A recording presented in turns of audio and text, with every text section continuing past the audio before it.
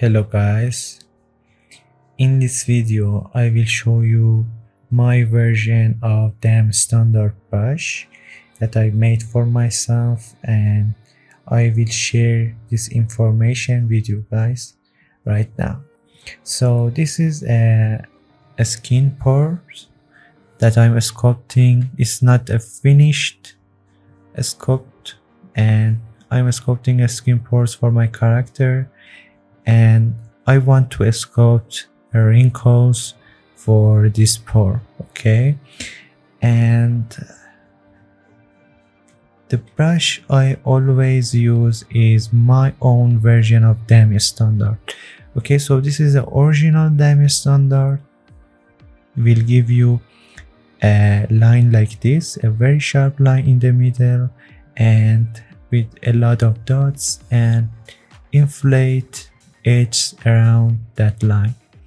But my version will give you a sharp line like this without any dots and stuff like that, and it's super clean, and it's something between DamStandard and a standard brush. So this is a standard brush, this is DamStandard brush, and this one is something between these two brushes. So as you guys can see, I always use this one for sculpting the wrinkles. And let me smooth this area.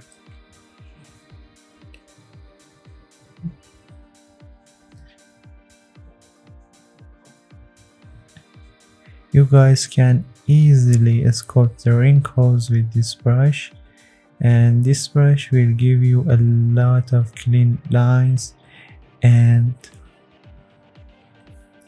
it's just super clean without any inflate effect. So guys, I'm not saying that DamStandard is a bad brush. I'm just using this brush for myself. This is something between this brush and this brush. So it's a super sharp line in the middle and without any dots or stuff like that, and it's a cleaner line for me.